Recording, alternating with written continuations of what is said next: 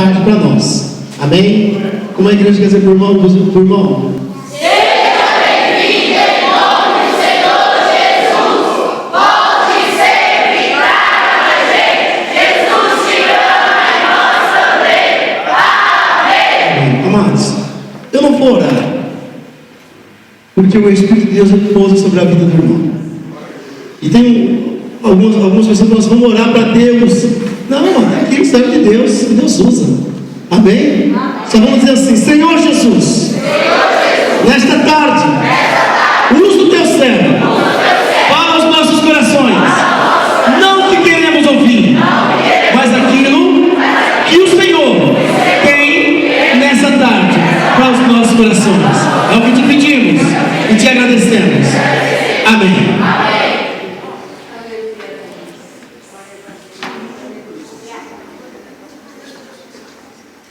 Antes de cantar um hino, meus irmãos queridos, a paz do Senhor. Amém.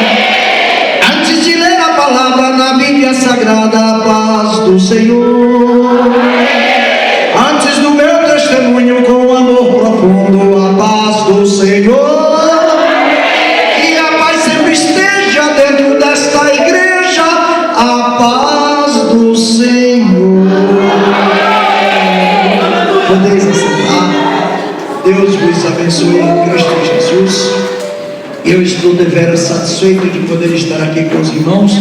Pastor Tavares, muito gentil na receptividade dos obreiros nesta casa, mas pode limitar a dizer estar aqui o pastor Magalhães, servo de nosso Senhor Jesus Cristo, nada mais.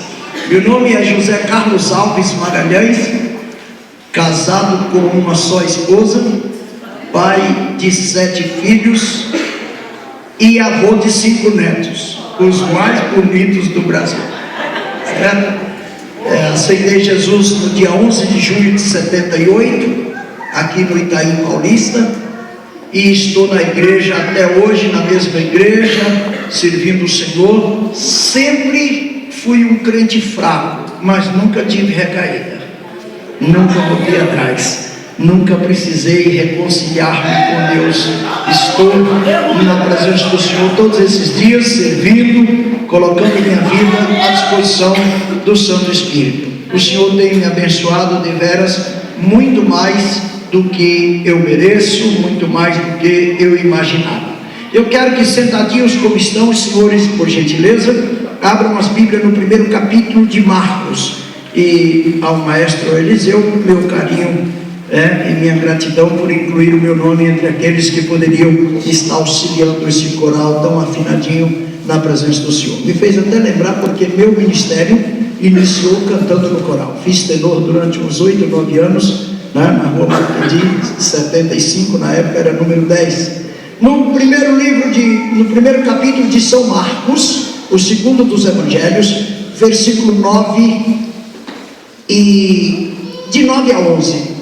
Sentadinhos como estão, acompanhe a leitura. E aconteceu naqueles dias que Jesus, tendo ido de Nazaré da Galileia, foi batizado por João no rio Jordão. E logo que saiu da água, viu os céus abertos e o Espírito que como pomba descia sobre ele. E ouviu-se uma voz dos céus que dizia: Tu és o meu Filho amado, em quem me comprazo. E logo o Espírito o impeliu para o deserto. Amém. Amém? Amém. Graças a Deus. Meus irmãos, eu vou precisar da paciência de vocês só um pouquinho, para narrar um pouquinho de história, antes de entrar no cerne da pregação. Qual é o tema, pastor, que o senhor vai trazer para nós hoje? Escreve na tábua do seu coração. Hoje nós vamos falar sobre Jesus, a maior expectativa da humanidade, de todos os tempos. Não tem nada nem ninguém que já foi esperado mais do que Jesus. Tudo na vida precisa um tempo de espera, mas nada se compara à expectativa da vinda de Jesus. Então vejam bem, um dia lá no eterno passado, e quando eu falo do eterno passado, eu estou falando de uma época não tinha seres humanos, em que não tinha animais, em que não tinha nem sequer os anjos, pois anjos também foram criados. Só existia a Trindade. Lá no eterno passado, só existia a Trindade. Não existe um pregador, um teólogo, não existe um estudioso, um pesquisador, não existe nenhum recurso humano que possa descrever o que aconteceu no eterno passado. Isso é coisa de Deus. Ninguém sabe origem, começo de Deus. Por isso ele é chamado de eterno. Eterno é aquele que não tem começo e não tem fim. Então lá no eterno passado, Deus existe para sempre. Ponto. Na sequência, Deus criou o chamado mundo angelical. No mundo angelical agora já tinha seres espirituais criados por Deus para seu louvor e serviço, que nós chamamos de anjos. Os anjos com suas hierarquias, serafins, querubins, arcanjos, todos eles servindo a Deus. Não existe anjo vagabundo. Me entenderam? Não existe anjo vagabundo. Anjo que fica andando por aqui, veio aqui e foi embora sem fazer nada. Se alguém vê um anjo aqui, ele veio fazer alguma coisa e só vai embora quando fazer. Se alguém perceber que tem um anjo andando por aqui, ele vem fazer alguma coisa e só vai embora depois que fizer. Anjo vagabundo que veio, olhou, foi embora sem fazer nada, não existe. Tem mais uma coisa sobre anjo que nós precisamos saber. Jesus, a maior expectativa do universo. Vamos caminhar em cima desse raciocínio. Aí também não existe arcanjos no plural. A Bíblia diz que só há um arcanjo e dá o nome, Miguel. Eu falo isso porque tem uns pregadores modernos aí que chegam assim: olha, eu quero 5 arcanjos naquela porta, 3 arcanjos aqui na parte superior, e eu quero 15 querubins num raio de 1.500 metros aqui ao redor da igreja. Guarda aí. Primeiro, anjo não obedece homem. Homem não tem autoridade para mandar anjo ficar em lugar nenhum. Ok? Isso é o primeiro. O segundo é que não tem arcanjos para colocar 5 ali, 3 para cá, só tem um. Aliás, a palavra arque quer dizer chefe. Anjo, ser espiritual. Arcanjo, chefe dos seres espirituais. Não tem tanto chefe assim. Chefe é só um. Então, vamos parar com esse negócio de estar colocando arcanjo para cá, arcanjo para lá, querubim aqui, passando aqui, pisando na cabeça do irmão, passando embaixo da cadeira daquele outro. Não é bem assim. Agora, se os senhores lessem comigo rapidamente o Salmo de número 8, ia saber que posição está o homem, que posição está o anjo. No Salmo de número 8, eu vejo o salmista indo na janela do seu sobrado, olha para o céu, olha para a lua, olha para o sol, e depois diz: quando olho para o céu, obra dos teus dedos, quando eu vejo o sol e a lua que tu criastes, quem é o homem para que tu te lembres dele, e o filho do homem para que o visites? Contudo, um pouco menor o fizeste do que os anjos. Olha o tamanho do homem. Um pouco menor o fizeste do que os anjos. De honra e de glória lhe coroastes, e fizeste com que tivesse domínio sobre todas as aves do céu, sobre todos os répteis que se arrastam pelo solo, sobre todos os animais do campo. Tudo puseste debaixo dos seus pés. Quem é o homem para que tu o visite, e o filho do homem para que tu te lembres dele? Deus fez o homem menor do que o anjo. Portanto, o homem menor não pode dar ordem do maior. Quando terminou tudo isso, Deus escolheu um anjo e deu ao nome dele de querube, que quer dizer guardião principal, aquele que nós chamamos de querubim ungido. E esse querubim ungido, Deus assentou-se no seu trono e deixou o universo sob os cuidados daquele anjo. Aquele anjo subiu no coração, de acordo com o capítulo 28 do livro de Ezequiel. Perfeito eras, quando andava entre as pedras apropriadas, o jaspe, o ônix, a esmeralda, o topázio.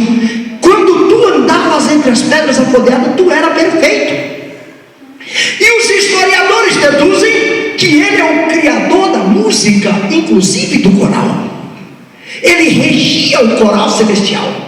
Mas a Bíblia ele diz: perfeito eras até que. A palavra até que significa limite. Até que achou-se iniquidade em ti. Quando ele encheu de iniquidade, ele disse: subirei aos altos céus, derribarei o Senhor e assentarei no seu trono. Deus o Todo-Poderoso pegou aquele anjo e todos os anjos que concordaram com ele e expulsou do céu, jogou terra abaixo entre aspas, e eles foram transformados em demônios. Quem me entendeu, diga bem. Amém. Está difícil de entender? Tá bom? Então continuaremos. Agora, os demônios não é mais anjo de luz, foi transformado em príncipe das trevas, anjos do mal. O que eles fazem na terra, igreja? Eles fazem perturbar os moradores da terra. Agora, Deus teve uma interrupção do seu projeto. Aí Deus reúne a Trindade e diz: vamos criar um novo mundo. É quando Gênesis capítulo 1 verso 1 registra: no princípio criou Deus os céus e a terra. E a terra era sem forma e vazia, e o Espírito Santo, o Espírito de Deus, pairava sobre a face do abismo. Agora Deus começa a criar coisas, chama a existência da terra, cria as aves, cria as árvores, cada um segundo a sua sementeira. Olha a curiosidade, como Deus é habilidoso, crianças. Gostei de ver vocês cantam demais. Agora veja bem, Deus diz: cada árvore segundo a sua sementeira. Por isso que a irmã nunca chupou uma laranja de uma goiabeira, certo? Goiaba da goiaba, jabuticaba. E laranja. Cada um segundo a sua sementeira. O homem tenta fazer enxerto, mexer para cá, estragar para lá, estragar para colar, mas vira tudo híbrido, não reproduz. Porque Deus é perfeito em tudo que faz. Mais um pouquinho e a gente consegue entender onde é que está Jesus, a maior expectativa do universo. Agora, Deus cria a obra-prima de toda a sua criação, o homem. E Deus não criou o homem. O texto diz assim: Deus criou o homem. Depois repete no capítulo 3: Deus fez o homem. O verbo criar é nefesh, que é imaginar, produzir, criar na mente. O verbo fazer é bara, que significa fazer com as mãos de matéria-prima já existente. Deus pegou H2O, água, pegou terra, misturou a água com a terra, amassou bastante até dar liga e virar barro. E Deus fez um boneco. E Deus fez um boneco. Ele não dava tchauzinho, ele não piscava, ele não mexia com a sobrancelha, ele não respirava. Era um boneco e não passava disso. Até que Deus soprou em suas narinas o fôlego de vida, e o homem foi feito alma vivente. Aleluia. Por que o aleluia, pastor? Porque eu descobri uma coisa gloriosa em cada um de nós. E o que é que nós temos de glorioso? É que quando Deus soprou em nossas narinas, algo saiu de Deus e entrou em nós. Equivale dizer que dentro de cada um de vocês tem uma coisa que saiu de Deus. É por isso que o salmista no Salmo de número 42 diz: a minha alma tem sede de Deus. Quando me apresentarei a ti, Senhor? A minha alma suspira por Deus. Por que suspira? Porque ela veio de lá. Ela tem saudades de lá, porque ela veio de lá. Ela pertence a Deus. Dentro de cada ser humano tem algo que pertence a Deus. Por isso, o dia que ele quer, ele pede de volta o que é dele, e o homem morre. E por que morre? Porque Deus está requerendo o que lhe pertence. Ele pega e chama de volta. Ele chama. Mas Deus colocou dentro do homem essa beldade, essa coisa fantástica, e chamou o homem e disse: vou lhe dar o nome de Adão. Adão, vou lhe promover para gerente da obra criada. Repete para mim, criançada: gerente da obra criada. Era Adão. Deus criou tudo e falou: Adão, tu gerencia, toma conta como meu gerente. Adão se encheu, perdeu as estribeiras e pecou. E quando Adão pecou, abateu-se uma tristeza profunda no Criador. E o Criador, que é justo, que é justiça, ele reúne todos os envolvidos na queda e faz um julgamento. Começa com Adão. Tu não precisava se matar para trabalhar, meu filho. Tu podia comer suavemente, mas por quando pecou, vai comer do suor do teu rosto. Vai ter que levantar 4 horas da manhã, pegar o trem 4h42, pegar o metrô cheio e voltar 6 horas da tarde suado e fedendo. Quem mandou você pecar? Está me entendendo? Não adianta reclamar. Ah, não suporto pegar o trem cheio, não suporto pegar o metrô cheio. É consequência, meu bem. Não tem como você correr. Foi ali. Chamou a serpente, serpente, não a encarnação, só a serpente, que era o animal. Ele disse: você, tão bonita entre as outras animarias do campo, a partir de agora vai arrastar sobre o teu ventre e vai comer pó todos os dias da tua vida. Esse é seu castigo. Primeiro, arrastar sobre a terra. Tudo indica que ela não arrastava, porque se arrastar um castigo, você vai caminhar com seus pés. Não, isso eu já faço desde que eu comecei a andar. Então não era castigo. Se deu isso como castigo, é porque ela fazia outra coisa. A Bíblia não revela o quê. Mas aqui tem uma curiosidadezinha. E tu comerás pó todos os dias da sua vida. Fala para mim, moças, qual é o alimento da serpente? Pó. Fala comigo, pó. Ok. Você já viu alguns crentes, aqui não tem não, que fala assim: ai, hoje eu estou só pó. Quem está só o pó aí hoje? Ninguém? Ninguém quer estar só. Pó é comida de serpente. Quem está só o pó aí? Ninguém, né? Ah, que bom. Ok. Agora veja bem. Virou para a serpente, não a cobra, mas o Espírito que encarnou nela para transmitir a mensagem a ela. E disse: tu vai ser esmagado pelo filho da mulher. Mesmo que tu lhe fira o calcanhar, ele pisará a tua cabeça. Escuta aí. Virou para a mulher e disse: você, que pena. Você poderia ter sido poupada, minha filha. Mas por quanto pecou, parirás com dor, e multiplicarei grandemente a tua concessão. As mulheres eram para gerar filhos, para dar a luz, que a Bíblia chama de parir, suavemente, igual mascar chiclete. Nasceu. Era para ser assim. Mas pecou, filha. Vai parir com dor, e elas que o diga que dor que é.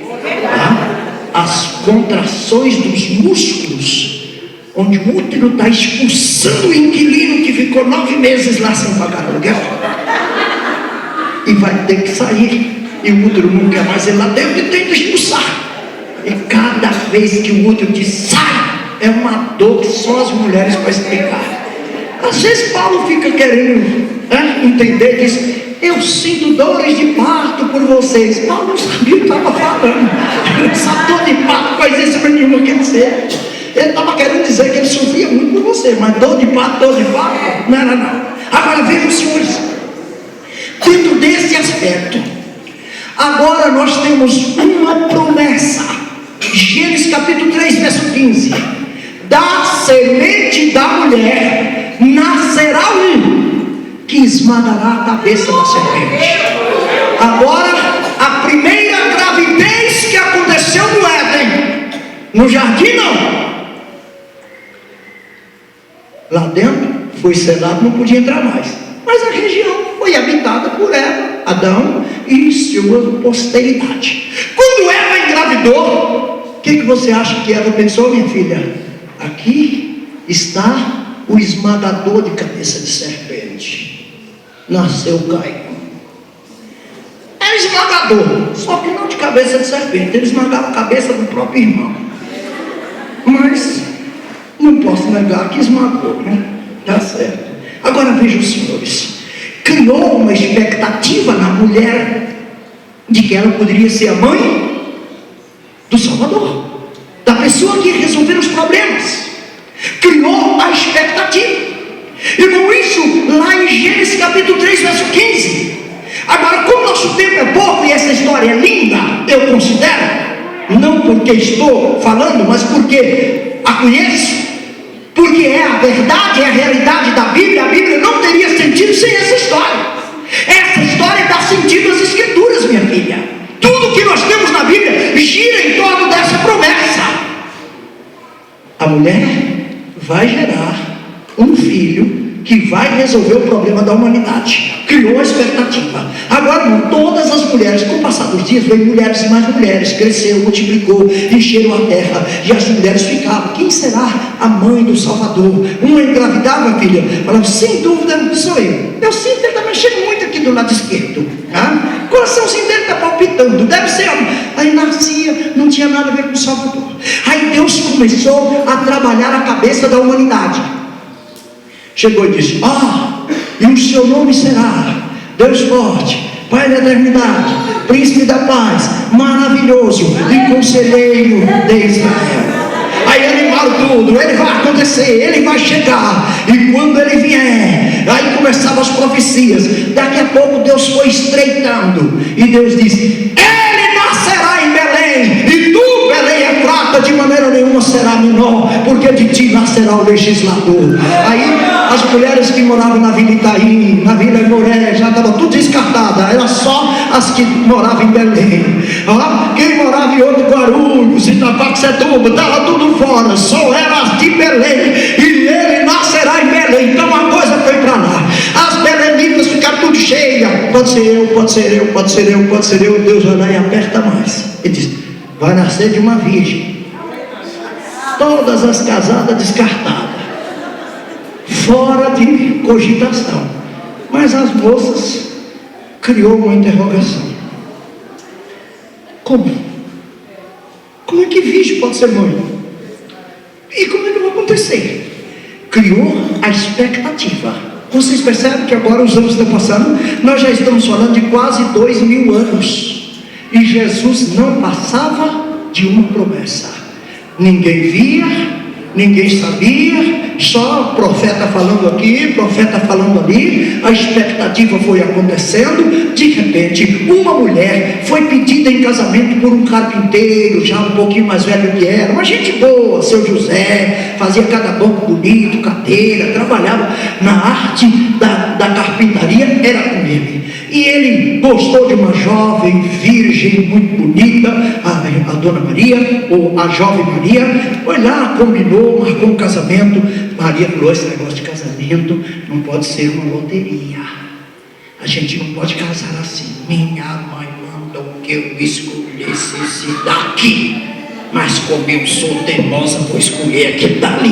Não, casamento é coisa séria, tem que orar, tem que consagrar a vida. Maria foi para a montanha e foi orar, e quando ela estava orando, ela escutou um pulo assim: salve agraciada, bendita és tu entre as mulheres, do vosso ventre nascerá o Salvador. Ela assustou, era o próprio anjo Gabriel que chegava lá. Você pode glorificar o nome de Deus? Chegou: salve agraciada, você vai ser a mãe do Messias. Ele disse: meu senhor, eu acho que o senhor é equivocado, porque eu não sou casado, eu não conheço varão. O anjo disse: por isso que foi escolhido, se conhecesse não servia. Por isso que não vai ser de uma virgem, então só pode ser de você. E como é que vai acontecer? Falou: não se preocupe, a sombra do Altíssimo te cobrirá. Agora Maria sente o impacto da gravidez. Vem aquela situação. Maria, irmão, não era uma deusa, não, nem uma vice-deusa. candidata a deusa.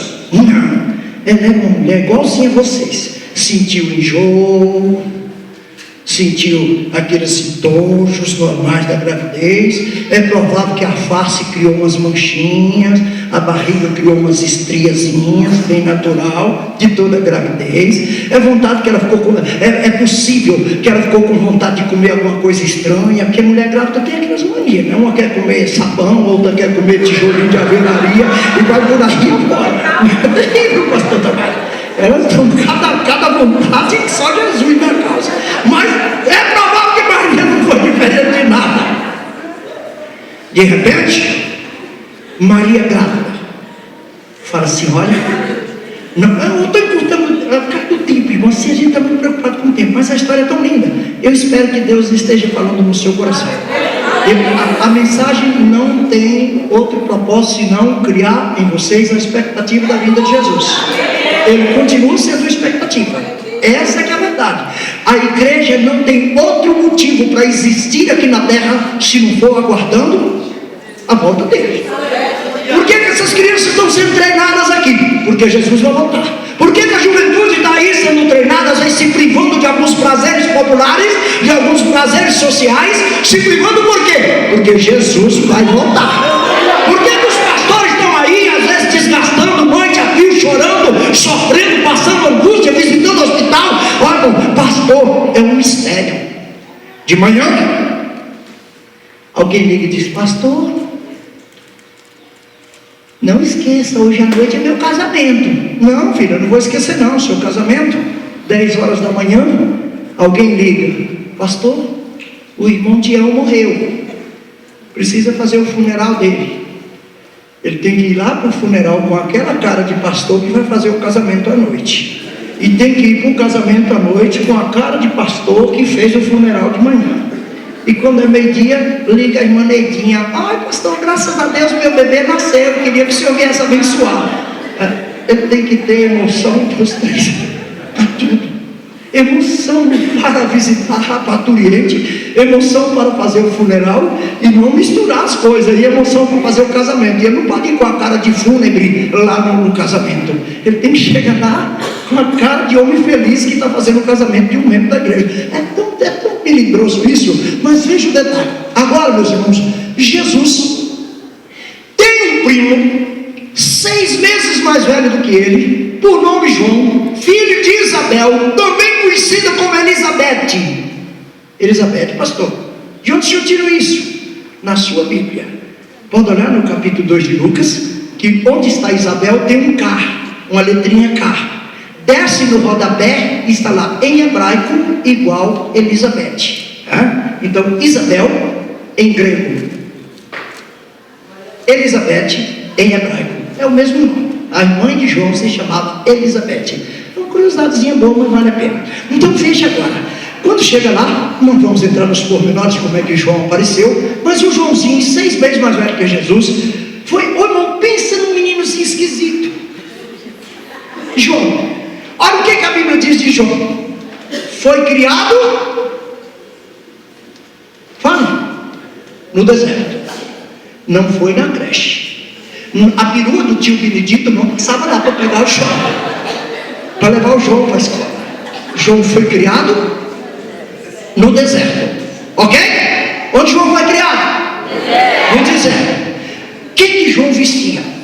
Um casaco de pelo. Alguns crentes falam pele. Não, o texto diz pelo. Já viu um camelo de perto, minha filha? Pensa num bicho feio. Multiplica por 2, é o camelo. O pelo dele parece bombril, arame. Imagina o Joãozinho com um casaco de pelo. Onde, irmãos? No deserto. O deserto chega a 45 graus de calor. Aquela criaturinha com um casaco de pelo, de bombril, de arame. Aquilo cozinhava a pele do bichinho lá dentro. E o bafo? O que ele comia? Eu não ouvi. Imagina alguém que come gafanhoto. Você está pensando que gafanhoto é um feijãozinho? Não, gafanhoto era um bichinho mesmo. Capítulo 10 do livro de Levítico fala que gafanhoto era animal vivo que comia tostadinho, como crutáceos da praia. E aquele homem comia gafanhoto. Imagina os dentes daquela criatura. Mas de repente essa criatura chega na beira do Rio Jordão e começa a fazer uma pregação. Nenhum pastor chamaria João para pregar na sua igreja. Nenhum. Porque a mensagem de João era insuportável. Ele: raça de víboras, quem vos ensinou a fugir da ira futura? Arrependei-vos e seja batizado para perdão dos vossos pecados. Quando você pensava que ele ia trazer uma mensagem boa, ele dizia: eis que o machado está posto à raiz das árvores, quem não dá fruto vai ser cortado e pisado pelos homens. O senhor trazia João aqui para pregar? Você queria que João viesse pregar no culto da mocidade aqui? Olhar para você, raça de víbora. Quem é que queria, irmão? Vocês iam processar João.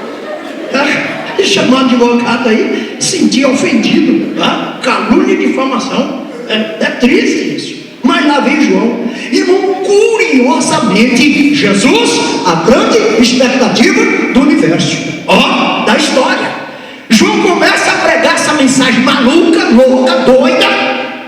Mas diz a Bíblia: e vinha ter com João toda Jerusalém, toda a Judéia, Samaria, Galileia e adjacência. Ainda pegava vilas e o dia lá em cima, o Pium lá embaixo, ia trazendo até fora da região. Vinha tudo para ser batizado por João. Vamos encurtar a conversa para chegar logo na expectativa de Jesus? Irmão, se eu passar 10 minutos, o senhor fica nervoso? Não? Jura? Então, 10 minutos de hora extra. Então veja só. Então veja um pequeno detalhe. Agora João começa a pregar. Irmão, pensa na fila. Aquela fila de gente para ser batizado por João. E João, próximo! Pegava no pescoço, pegava na mão. Eu te batizo em nome do Pai, do Filho e do Espírito Santo. Próximo! Irmão, e Jesus? A grande expectativa. Sumidinho. Ninguém fala nada, exceto aquela idazinha lá em Israel com 12 anos, discutiu com os doutores, sumiu, continuava com a mãozinha cheia de cabo, metendo o serrote de José: ô filho, traz o enxó para mim, pega a lixa grossa. E Jesus lá na carpintaria não parecia salvador de ninguém, não parecia salvador de nada.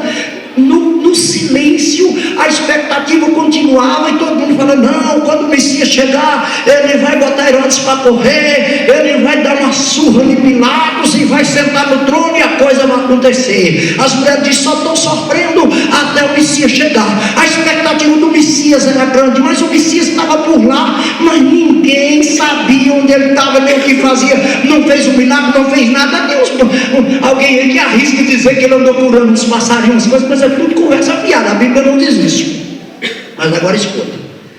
Daqui a pouco está lá João cansado. Muita gente para batizar e João sozinho. Próximo! Lá vem o próximo. João, o próximo vem lento, caminhando como qualquer pessoa. E João percebeu que ele estava demorando. Aleluia! Aí João levanta os olhos para ver quem é o próximo. Quando ele percebe, é o filho de Maria. É Jesus.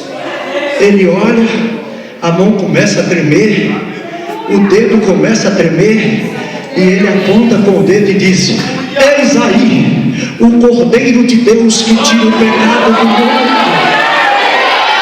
É dele que eu falava.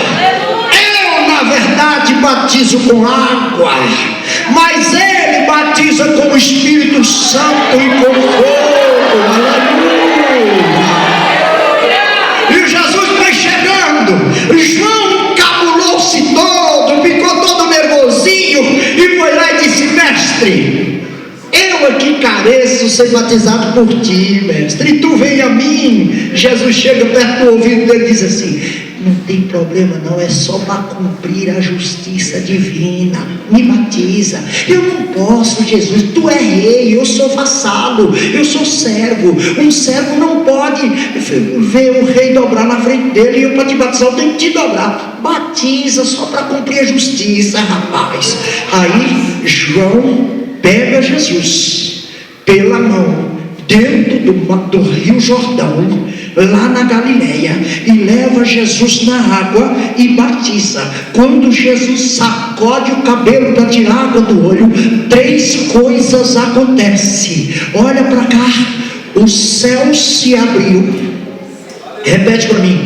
O céu se abriu. O Espírito Santo desceu. O Espírito Santo desceu. E a voz de Deus se ouviu. E a voz de Deus se ouviu. Aqui nós vamos fechar o leque da mensagem. A grande expectativa de Deus agora começa a virar uma realidade. Quando Ele entra na água e sai, os céus se abrem. E se vocês estão aqui, é porque um dia os céus se abriram. E se alguém aqui é feliz, é porque os céus estão abertos. E se Jesus quiser curar nesta tarde, é porque os céus estão abertos. E se alguém quiser resolver um problema familiar, aproveita, porque os céus estão abertos. E quando o céu está aberto, a bênção de Deus desce, o milagre acontece, a cura acontece, o batismo no Espírito Santo acontece, porque os céus estão abertos. Aqueles que podem glorificar o nome de Deus, porque os céus estão abertos. Abre a sua boca e glorifica o Senhor que abre os céus. E a Bíblia diz que a hora que aquele homem morreu, o véu do templo se rasgou de cima a baixo. Os céus estão abertos. Qualquer pessoa agora pode falar com Deus. Até aquela data, você só podia falar com Deus se você levasse um bezerro para o sacerdote. O sacerdote queimava um bezerro, colocava sangue no altar para você poder falar com Deus. Era por intermédio dele, você não falava pessoalmente. Agora qualquer criança dessa pode falar com Deus. Qualquer um de vocês pode falar com Deus. E se eu fosse você, antes de terminar esse culto, eu curvaria minha cabeça e falava para ele de alguma coisa que você tem dentro do peito, dentro da sua alma. Pode falar com Deus, mocidade. Vocês têm autorização para falar com Deus, porque o céu está aberto, meu jovem. Céus abertos é acesso garantido. Eu posso entrar nos céus através das minhas orações, porque os céus estão abertos. Você sabe por que eu sou feliz? Porque o céu está aberto. Sabe por que eu supero minhas adversidades? Porque o céu está aberto. Sabe por que eu venço? Porque o céu está aberto. E olha, quando o crente descobrir que o céu está aberto, ele começa, irmão, a pedir coisa, a buscar coisa, porque lá de cima a Bíblia diz que não ajunteis tesouro na terra, porque ladrão rouba, traça come, ferrugem corrói, mas ajunte tesouro no céu, porque ladrão não rouba. Ó, quando vocês lerem Deuteronômio, vocês vão encontrar assim, ó, e ele abrirá o seu tesouro no céu e derramará bênção sobre nós. No tesouro de Deus tem coisa que você está precisando para hoje à tarde, portanto aproveita. Número 2, rapidinho. O Espírito Santo desceu em forma corpórea de uma pomba. Filha, o Espírito Santo já tinha vindo aqui muitas vezes. O Espírito Santo já tinha vindo em Noé, já tinha vindo em Abraão, já tinha vindo em Davi, já tinha vindo em Sansão, e se vocês quiserem buscar aí, já tinha vindo, olha, em Josafá, já tinha vindo em Josias, já tinha vindo em Ezequiel. O Espírito Santo veio em todos os profetas, maiores e menores. O Espírito Santo vinha, só que ele vinha, executava o serviço e voltava. Agora, no batismo de Jesus, ele veio em forma corpórea de uma pomba, e aqui está o segredo: nunca mais voltou para lá. O Espírito Santo veio para ficar aqui. Sabe quem é que convence você do pecado? Sabe quem convence você do juízo? Sabe quem convence você das suas tranqueiras, das suas mazelas? É o Espírito Santo. Sabe quem nos ordena a fazer a coisa certa? É o Espírito Santo. Sabe quem nos impede de fazer a coisa errada? É o Espírito Santo. Porque ele desceu para edificar a igreja. Sabe por que pastor Magalhães tem tanto testemunho rico? Por causa do Espírito Santo que desceu. Eu vou contar aqui rapidamente 2 testemunhos que eu considero muito fantásticos. Um deles ocorreu no Amazonas, em Manaus, na igreja evangélica Assembleia de Deus tradicional do Amazonas. Era do pastor Edson até junho, Edson dos Santos. Em junho ele faleceu. Hoje está sob os cuidados do pastor Gideon Fernandes, é o pastor presidente dessa igreja lá. Ela é uma igreja que abriu da igreja dos Câmaras, do Joga das Câmaras, Samuel Câmara. Houve uma divisão, eles seguiram o G12 e aquela igreja, não concordando com o G12, foi para outra modalidade, a igreja tradicional do Amazonas. Eu estava num culto, irmão, abençoado, 3.200 pessoas no auditório, tinha um estacionamento do lado direito. A igreja encheu tanto que o pastor conseguiu mandar tirar todos os carros e colocar cadeiras semelhantes a essas cadeiras marfinites naquele espaço, 850 cadeiras, e levar um telão lá para fora. O pregador não está sabendo, eu estou pregando aqui poderosamente, na graça de Deus, na humildade do Espírito, eu estou pregando, de repente o Espírito de Deus fala comigo: diga para a Ivete que eu estou curando ela agora. Eu naturalmente falei: senhor, sem problema nenhum, só me mostrar quem é a Ivete aí que eu já estou chamando. Deus falou. Deus disse: diga para a Ivete que eu estou curando ela agora. Eu falei: sim, senhor, eu falo. Só que cadê a Ivete? Eu quero ver quem é a Ivete aqui. Cadê a Ivete? Mostra ela para mim. Deus falou a 3ª vez mais forte: filho, diga para a Ivete que eu estou curando ela agora. Minha perna deu uma tremidinha e eu levantei minha mão e apontei com o dedo assim e disse: Ivete, Jesus está te curando agora. Abri o olho e fiquei esperto para ver uma Ivete aparecer. Nenhuma Ivete veio. E pregador que honra a palavra, se ele falou que a Ivete vai ser curada, a Ivete, primeiro, tem que estar doente, segundo, tem que estar aqui, e terceiro, tem que ficar curada. Sim ou não? Ué, ou então não foi Deus que falou? Irmão, mas nenhuma Ivete falsa não apareceu. Não, porque tem aquelas que falam assim: pastor, meu nome é Ivonete, mas tem gente que me chama de Ivete. Não, poderia ser, né? Nenhuma falsa não apareceu. E eu fiquei ali, esperei, irmão, entre 10 e 15 minutos, talvez até tenha passado um pouco, não posso precisar, não olhei no relógio. Nada, nenhuma Ivete, nenhuma Ivonete, nem nada parecido. Fiquei meio preocupado, mas eu falei: eu não inventei. Eu ouvi a voz do Espírito na minha alma. Eu falei só o que fui mandado. Daqui a pouquinho, irmãos, a igreja superlotada. Os corredores não davam essa largura. Era uma brechinha que passava uma pessoa. Daqui a pouco eu vi aquele corredor se abrindo. E uma senhora, 60 anos mais ou menos, não era velha, que de 60 não é velho. Eu tenho 60 e não me sinto velho coisa nenhuma. Então veja só. Eu pensei, pastor, que era uma vereadora, deputada, auxiliar da prefeito, secretário, qualquer coisa. Porque entrou na igreja, já dando beijo para todo mundo. Eu falei: algum vereador atrás de volta, isso é normal, né? Irmãos, só vi o grupo do círculo de oração, 460 irmãos no círculo de oração. Levantaram tudo e dizendo: gente, olha a Ivete andando. A Ivete era 7 anos cadeirante, tetraplégica.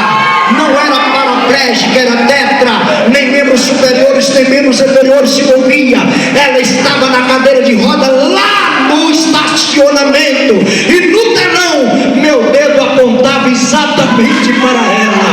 Ela disse: filho, olha aí como que é. Sabe por que é isso, filho? Porque o Espírito Santo desceu, e depois que ele desceu, cura milagrosa acontece. Depois que ele desceu, lares serão restaurados nessa tarde aqui,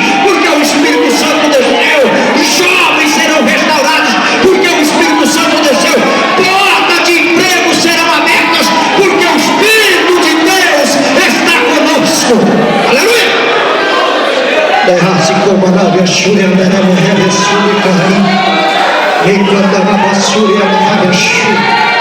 Aquela mulher, quando ela entrou na igreja com aquele milagre tremendo, eu tenho jornalzinho que ela mandou de lá para cá, saiu no Mensageiro da Paz, saiu no jornalzinho da igreja local, e ela dizia o seguinte: o teu dedo, pastor, apontava para meu rosto, e eu falei com meu filho, meu sobrinho que estava protegendo minha cadeira, ele está falando comigo, e meu pé está quente. O filho, deixa eu ver, mamãe, abaixou.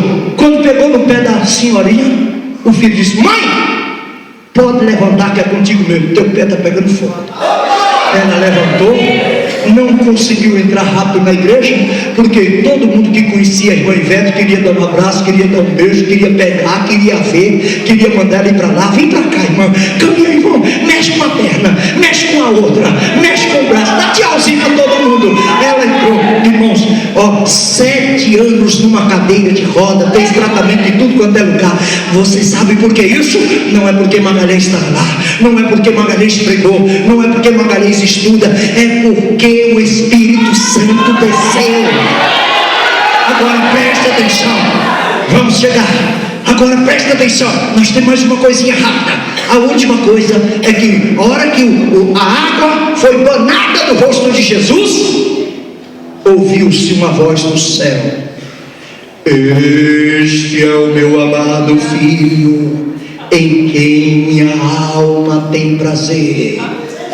A ele escutai, a ele ouvir. O terceiro milagre, filha, que você não pode esquecer. Primeiro, não esqueça, o céu está aberto. Aleluia. Pode falar com Deus. Segundo, não esqueça, o Espírito Santo desceu. Terceiro, não esqueça, um crente só é abençoado quando ele aprende a ouvir a voz de Deus.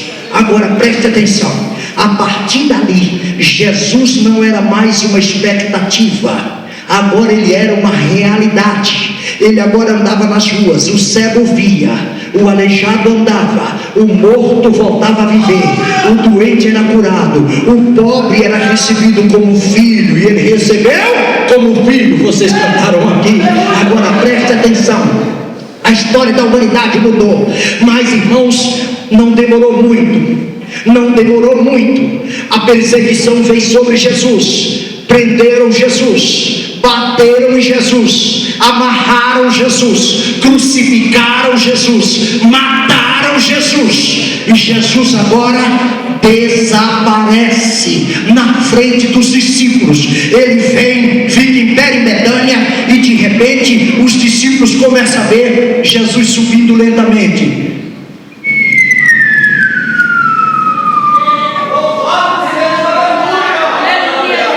E diz que para completar, uma nuvem encobriu Jesus. Ele foi embora, nós ficamos sem ele.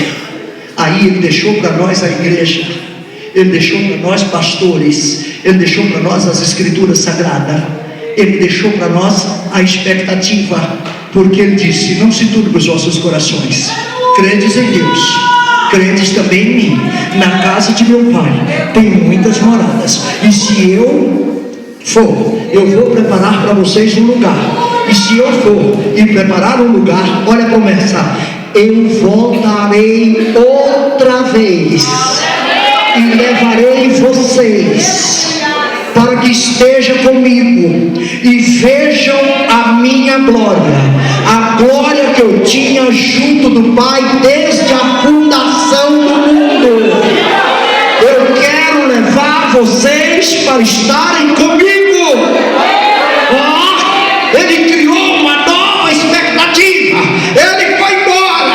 Ele não permaneceu fisicamente aqui, mas mandou um recadinho: onde estiver 2 ou 3, se a reunião for feita em meu nome, ali estou eu no meio de vocês.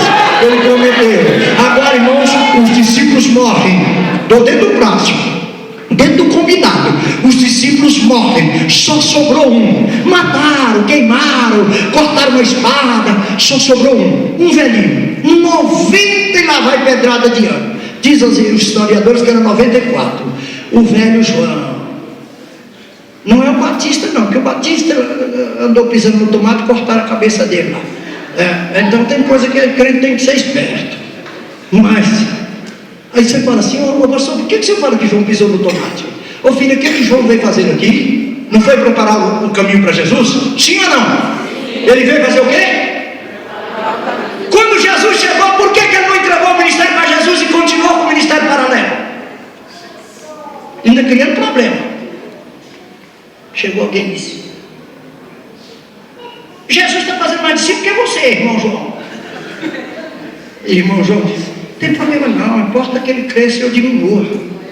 Irmão, por que ele não foi lá falar: Jesus, eu vim preparar seu lugar, você já veio, agora me receba aqui como discípulo, se é que eu presto, se eu não prestar também, deixa eu carregar sua mala, tá? Carregar a sua sacola, a roupa, a comida. João não, João continuou pregando, né? Chegou ao ponto dos discípulos de Jesus, tipo assim, os discípulos de João jejuam, os discípulos de João oram, por que os teus não jejuam? Não, ainda queria mostrar que os discípulos de João eram melhor do que os de Jesus, porque os de João jejuaram, os de Jesus não. Jesus tem que criar uma resposta lá mágica, e diz: é que o noivo está com eles, mas um dia o noivo vai ser tirado, e o dia que tirar o noivo, eles vão sentir vontade de jejuar. Aí, presta atenção, João vai preso, João perde a cabeça, mas o João evangelista, que era discípulo de Jesus, passou dos 90, a lei romana não podia mais matar um velho de 90 anos, porque segundo a lei, de 90 anos já estava quase na hora de morrer por conta própria.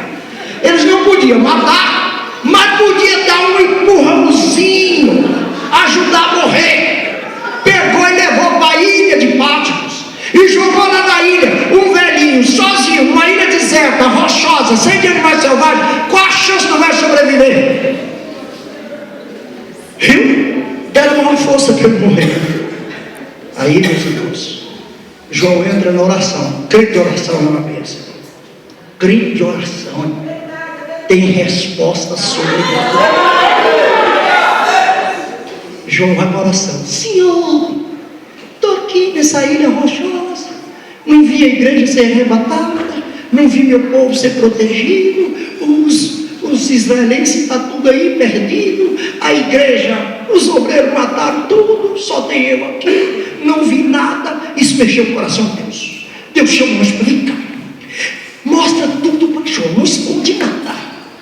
O anjo começou lá na ilha de Patmos e foi revelado, começou a mostrar as coisas para João. Para começar, mostrou a igreja sendo arrebatada, levantou a igreja e subiu, e João viu a igreja sendo levantada, montou um tribunal no céu, um chamado tribunal de Cristo, e João viu a igreja sendo galardoada, sendo julgada para receber galardão, recebendo seus laréis, suas coroas, e João viu aquilo tudo. Depois, quando João viu isso, João falou assim: não, eu gostei, isso aí tá bom, pelo menos a minha igreja é arrebatada, mas e o povo de Israel? Continuou lá. Daqui a pouco João começou a chorar de novo: Senhor, mas eu não vi o povo de Israel. Deus falou com o anjo: vem cá, traga João aqui e mostra coisa para ele aqui em cima. Aí o anjo vai lá na porta e diz: ei, sobe aqui. A Bíblia diz: subir cá, capítulo 5 do livro de Apocalipse. Subir cá. João ia perguntar: mas como? Antes dele perguntar como, ele só viu os pés saindo do chão, e lá vai João.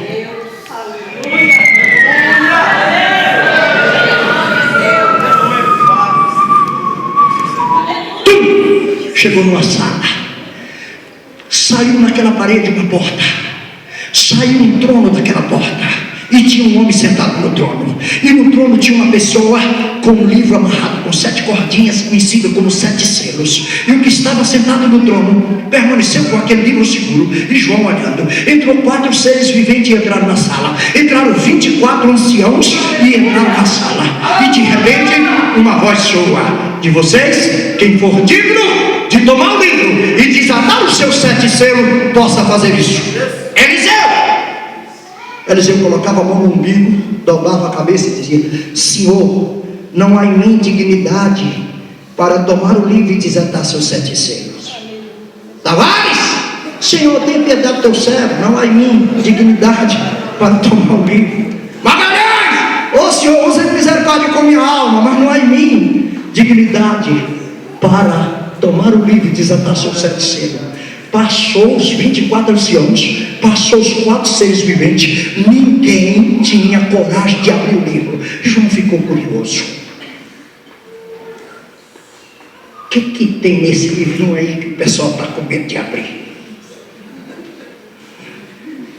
O anjo disse: vem cá, olha lá para baixo.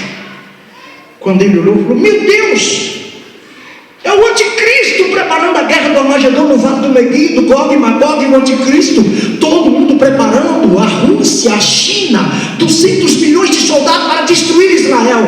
Eu disse: mas não tem chance, e agora, o que tem que fazer? Ele falou: quem abrir o livro vai descer lá, pegar o anticristo, Satanás, amarrar, jogar a besta e o falso profeta no poço do abismo e tomar o trono e salvar Israel. Então não tem chance. Capítulo 5 de Apocalipse ainda, João começa a dizer: e eu chorava muito, porque não tinha ninguém digno de tomar o livro e desatar seu serviço. Agora João desespera no choro, e João entra a boca de choro, e João abre a boca do choro. Pensa em alguém chorando bastante, multiplica por 4. Era João lá na glória. De repente, hoje põe uma mão no ombro de João e manda a mensagem mais gloriosa que um crente pode receber, minha filha. É aquela mensagem: não chores, não chores, eis aqui o leão da tribo de Judá, ele que foi morto e agora vive, e com o seu sangue comprou para Deus homens de toda raça, tribo, língua, povos e nações. Ele é digno de desatar o livro e de tomar os seus 7 selos. Agora João, você só vai ficar atento, porque cada selo que ele abrir, vai acontecer uma coisa lá na terra. Aí nosso Senhor Jesus Cristo atrás de João limpa os olhos das lágrimas e vai olhar para ver quem é o leão da tribo de Judá. Quando ele olha, ele diz: peraí, esse eu conheço, é o Cordeiro de Deus que tira o pecado do mundo. Ele reconheceu Jesus Cristo. Aí Jesus Cristo desata os 7 selos. Acabou meu tempo. Desata os 7 selos, e cada selo, Eliseu, que o nosso Senhor Jesus Cristo abria, cada selo acontecia uma desgraça no trono de Satanás. Caía pedra de até 40 quilos, abalou o trono. A metade, 1/3 da terra foi atacado, 1/3 das águas foi atacado, virou sangue, 1/3 das árvores foi destruída, 1/3 dos peixes, 1/3 da humanidade foi morta. E nosso Senhor Jesus Cristo agora desce, amarra o anticristo, o Satanás, deixa amarradinho, e dessa vez é amarrado de verdade, porque tem muito crente aí: está amarrado, e ele solto fazendo de tudo. Essa conversa que está amarrada aí é conversa fiada, porque naquele dia vai ficar amarradinho da Silva, não vai sair nem para a direita nem para a esquerda, vai ficar amarrado 1000 anos. E agora Jesus Cristo arrebanha todo o povo, implanta o milênio, e entraremos na eternidade para sempre. Não haverá mais problemas. Pronto, fechei meu tempo. Agora eu quero só 1 minuto de vocês. O primeiro minuto é só para isso. Você tem os céus abertos, tem a presença do Espírito Santo e tem Deus falando na tua igreja. Então por que tristeza? Por que abatimento? Por que preocupações? Por que você fica angustiada? Por que deixa a tristeza bater sua alma? Levante sua cabeça, porque esta tarde Deus está implantando na sua vida os 3 princípios da expectativa. Os céus estão abertos, o Espírito Santo desceu, e a voz de Deus está soando. Eu quero fazer uma pergunta: pastor, eu posso orar com o rebanho? Então eu quero fazer uma pergunta: com quantas pessoas o Espírito de Deus falou nessa tarde? Deus falou com você? Você ouviu a voz de Deus? Então preste atenção: a voz de Deus faz parir as cervas, A voz de Deus é como o trovão, é como a voz de muitas águas. Quem ouve a voz de Deus é dele. Ele disse: se ouvides a minha voz, eu serei o vosso Deus e vós sereis o meu povo. Jeremias 7:23. No capítulo 28 de Deuteronômio diz assim: e todas essas bênçãos virão sobre vós e vos acompanharão quando deres ouvidos à voz do Senhor teu Deus. Então o segredo é ouvir a voz de Deus. E Deus escutou sua oração, anotou seu pedido. Você não está desapercebida no céu.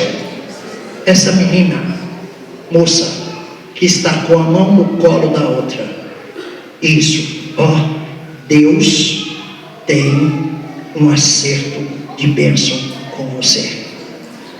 Tua vida está nas mãos de Deus. O Senhor está cuidando de algo que me incomoda, está abençoando uma coisa que está criando tristeza para o seu espírito. Confia no Deus que você serve, porque Ele vai estar agindo em teu benefício. Deixa a mão de Deus agir. Alegre o teu coração e diga: seja feita, Senhor, a tua vontade. Eu quero orar por vocês. Após a oração,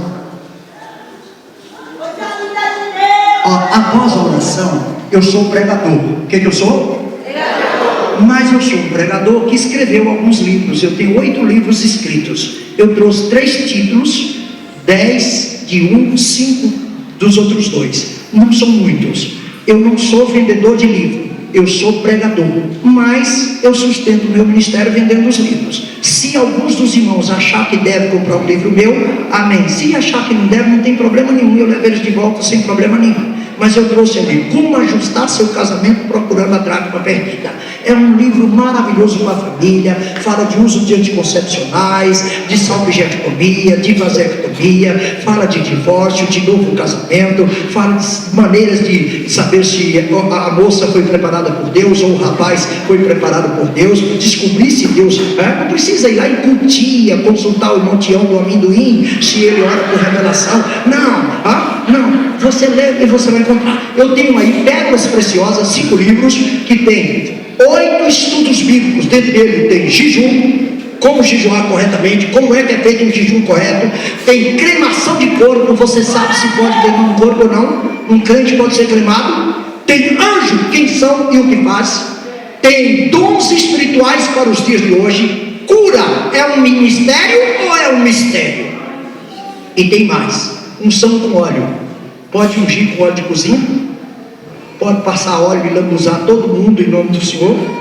Ou não pode? Tem que preparar óleo? Não tem? É um livro muito bom. E o terceiro livro é Buscando a Saúde da Alma.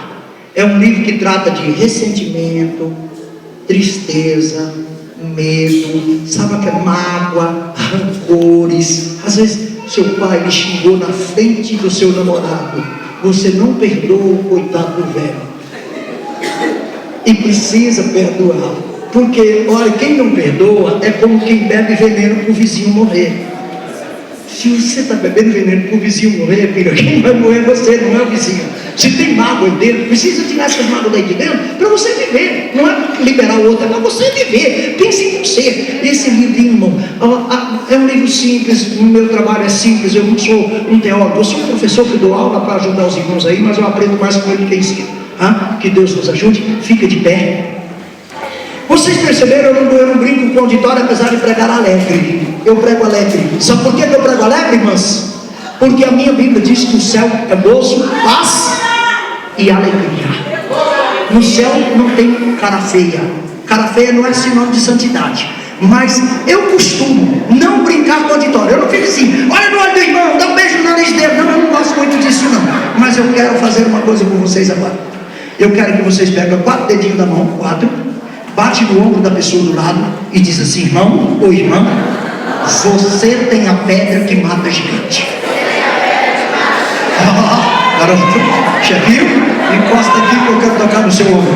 Você tem a pedra que mata gigante. Fala pra essa menininha aí: você tem a pedra que mata gigante. Lá em cima: você tem a pedra que mata gigante. Ok? Então, não importa o tamanho do gigante, a pedra que mata gigante está na sua mão. Agora vamos orar.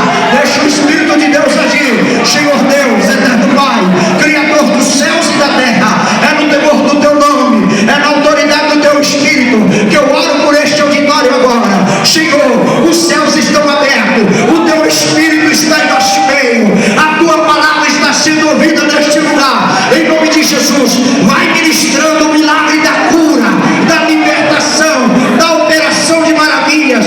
Onde há, meu Senhor, uma contenda, reine a harmonia agora. Entra com misericórdia em lares, restaura, meu Deus, casamento, meu Senhor, abalado, reestrutura o relacionamento de pais e filhos, de filhos e pais. É no nome de Jesus, é na autoridade de meu Senhor que eu oro por este auditório. Recebe as virtudes do Espírito para a solução dos problemas, para marcar a tarde deste dia como a tarde de vitória. Senhor, eu quero te dizer em nome de Jesus, tu é ainda a nossa maior expectativa. Estamos aguardando o aparecer das nuvens com toque de trombeta e voz de arcanjo. E agora, Pai, eu abençoo este auditório em teu santo e precioso nome, agora e para sempre. Então diga comigo, amém. A palavra com o pastor Tavares, e eu peço permissão para colocar meu livrinho lá. As palmas podem dar o Senhor.